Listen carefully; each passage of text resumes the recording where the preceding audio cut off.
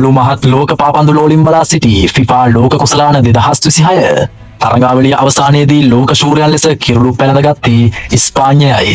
වසර 2010න් පසු නැවතත් ලෝක පාපන්දු කිරුළ දිනාගත් ස්පාඤ්ඤය මෙවර තරඟාවලිය පුරාම විශිෂ්ට දස්කම් දක්වමින් ශූරයන්ට ගැළපෙන ක්‍රීඩා රටාවක් පෙන්눔 කළා. කණ්ඩායම් අධිර සාර්ථකව නිම කළ ස්පාඤ්ඤය පිළිමලුම් පිටු දැකීමේ වටයට දැඩි විශ්වාසයකින් පිවිසියා. අවසන් 32 වටයේදී ඔවුන්ගේ ප්‍රතිවාදියා වූයේ ඕස්ට්‍රියාවයි.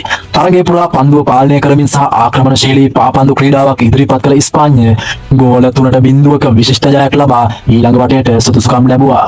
ඉන්පසු අවසන් 16 වටයේදී ස්පාඤ්ඤයට මුහුණ දීමට සිදු වූයේ ප්‍රබල පෘතුගාලයටයි. දැඩි තරගයකින් පසු ලබාගත් එකම ගෝලය ප්‍රමාණවත් වූ අතර ගෝල 1.0ක ජයක් වාර්තා කරමින් අර්ධ අවසන් පූර්ව වටයට පිවිසියා.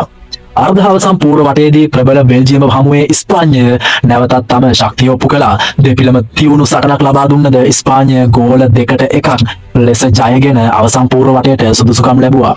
අවසන් පූර්ව වටයේදී ප්‍රංශය වැනි ප්‍රබල කණ්ඩායමක් හමුවේද ස්පාඤ්ඤය කිසිදු පසුබෑමක් නොපෙන්වා විශිෂ්ට දස්කම් දැක්වුවා.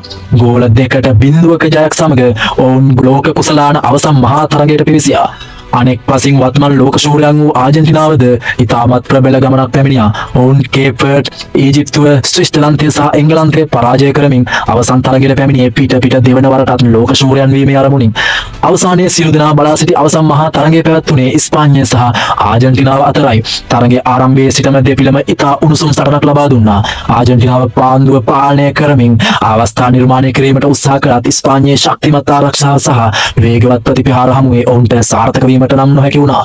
තරගයේ තීරණාත්මක මොහොතේ වාර්තා වූ එකම ගෝලයක් සමග ස්පාඤ්ඤය 1.0ක් ලෙස ඉදිරියට ගියා. ඉතිරි කාලය පුරා ආජන්ටිනාව සම තත්ත්වය ලබා ගැනීමට දැඩි උත්සාහයක් දැරුවත් ස්පාඤ්ඤ ක්‍රීඩකයන්ගේ විනයගරුක ආරක්ෂක ක්‍රීඩාව හමුවේ එය සාර්ථක වුණේ නැහැ. අවසන් විනිසුරුගේ හඬත් සමගම ස්පාඤ්ඤය ගෝල 1.0ක ජයක් වාර්තා කරමින් FIFA ලෝක කුසලාන 2026 ශූරතාව දිනාගත්තා. එය ඔවුන්ගේ ඉතිහාසයේ සිව්වන ලෝක කුසලාන ශූරතාව ලෙස වාර්තා අතරට එක් වුණා. ජයග්‍රහණයෙන් පසු ක්‍රීඩාංගණය පුරා ස්පාඤ්ඤ ක්‍රීඩකයන් පුහුණු කාර්ය මණ්ඩලය සහ රසිකයන්ගේ උද්‍යෝගිමත් සැමරුම් දැකගත හැකි වුණා. අනෙක් අතට ආජන්ටිනාව දැඩි සටනක් ලබා දුන්නද මෙවර අනුශූරයන් ලෙස තරඟාවලිය නිමා කිරීමට සිදු වුණා. මේ අනුව 2026 FIFA ලෝක කුසලානයේ අවසාන පිටුවලිය වුණේ ස්පාඤ්ඤ ලෝක ශූරයන් ලෙස කිරුළු පැනදීමත් සමගයි. ස්පාඤ්ඤයේ මේ ජයග්‍රහණය ගැන ඔබේ අදහස කුමක්ද? මේ තරඟාවලියේ ඔබගේ හොඳම ක්‍රීඩකයා කවුද? ඔබේ අදහස පහලින් කමෙන්ට් කරන්න අමතක කරන්න එපා. channel එක subscribe කරන ගමන් social media හරහා අපිව follow කරන්න. තවත් උණුසුම් ක්‍රීඩා පුවත් සමග නැවත හමු යමු. ඔබට ස්තුතියි.